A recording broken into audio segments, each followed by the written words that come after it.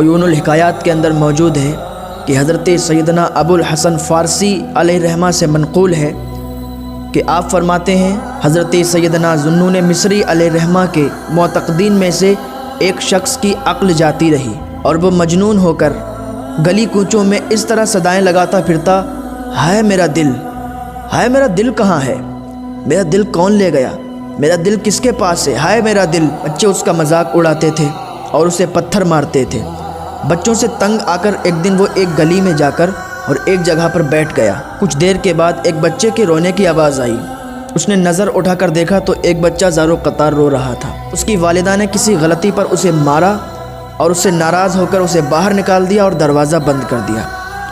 بچہ دروازے پر کھڑا زار و قطار رو رہا تھا اور وہ چھوٹا سا بچہ کبھی دروازے کے دائیں طرف جاتا تھا، کبھی دروازے کے بائیں طرف جاتا تھا اور زار و قطار روتا تھا اور اسے اندر جانے کا کوئی راستہ نظر نہیں آ رہا تھا۔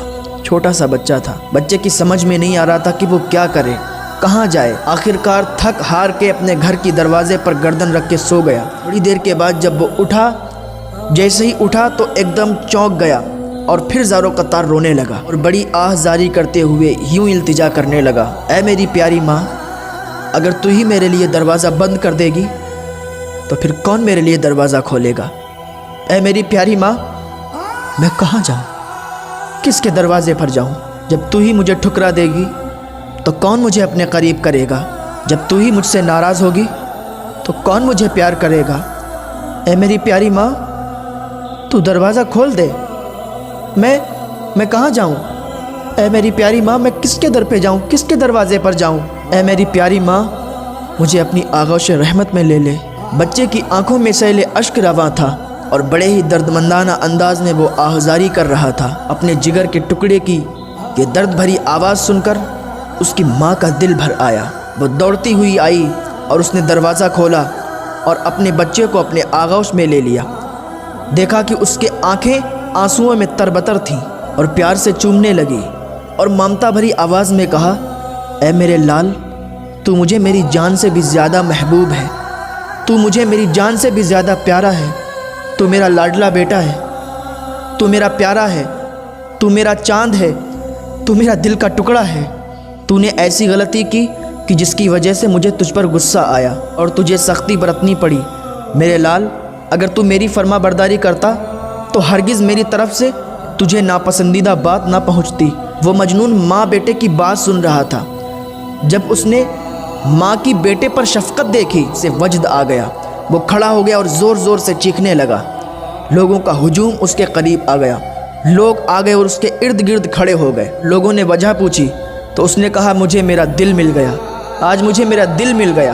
جب اس نے حضرت ذوالنون مصری علیہ رحمہ کو دیکھا تو کہا، حضور، مجھے میرا کھویا ہوا دل مل گیا، اور ماں بیٹے والا پورا واقعہ سنایا۔ جب بھی یہ واقعہ سناتا تو اس پر وجد طاری ہو جاتا۔ ماں اور بیٹے کی محبت دیکھ کر اسے اللہ عز و جل کی مخلوق پر رحمتیں اور عنایتیں یاد آ جاتی۔ جب ماں کی ایک چھوٹی سی غلطی پر ماں نے اسے گھر کے باہر نکال دیا، دروازہ بند کر لیا، تو بچے نے آس لگائی، بچے نے اپنا سر چوکھٹ پر رکھ دیا اور اپنی ماں کو پکارنے لگا، کیونکہ وہ جانتا تھا کہ ماں نے اسے گھر سے نکال تو دیا ہے، لیکن ماں کی ممتا ایسی ہے کہ جب میں آہوزاری کروں گا، جب میں اسے پکاروں گا تو وہ میری ماں ہے، وہ مجھے پھر گھر کے اندر بلا لے گی، وہ مجھ پر رحمتیں شفقتیں کرے گی۔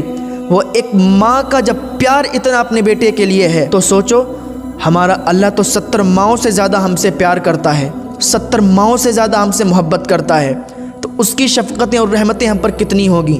تو ابھی اگر ہم بھٹک چکے ہیں، ابھی اگر ہم اس کی راہ سے الگ ہو چکے ہیں، ابھی اگر ہم گناہوں میں ملبس ہیں، تو ابھی بھی ہمارے پاس ٹائم ہے، وقت ہے، مہلت ہے۔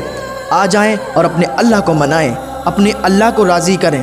اللہ کو راضی کریں گے، اللہ کی بارگاہ میں تائب ہو جائیں گے، وہ اللہ تو ایسے معاف فرما دے گا جیسے آپ نے کبھی گناہ ہی نہیں کیے ہیں۔ تو اللہ کی بارگاہ میں آئیں تو صحیح۔ جب ماں کی شفقتیں اپنے بیٹے کے لیے اتنی ہیں تو وہ تو 70 ماؤں سے زیادہ پیار کرتا ہے۔ اگر ایک مرتبہ بندہ اللہ کی بارگاہ میں کہے یا اللہ، تو 70 مرتبہ وہ کہتا ہے یا عبدی، اے میرے بندے بتا تو کیا کام ہے۔ 70 مرتبہ اپنے بندے کو پکارتا ہے۔ تو کیوں نہ ہم اس رب کو راضی کرنے پہ لگ جائیں، کیوں نہ ہم اس رب کی رضا چاہیں، تو ابھی بھی ہمارے پاس ٹائم ہے، وقت آ جائے اللہ کی طرف، اللہ تو تمہیں ایسے معاف فرما دے گا جیسے تم نے کبھی کوئی گناہ نہیں کیے ہیں۔ اللہ رب العزت کی بارگاہ میں دعا ہے اللہ تعالی ہمیں نیک عمل کرنے کی توفیق عطا فرمائے، اللہ ہمیں گناہوں سے بچنے کی توفیق عطا فرمائے۔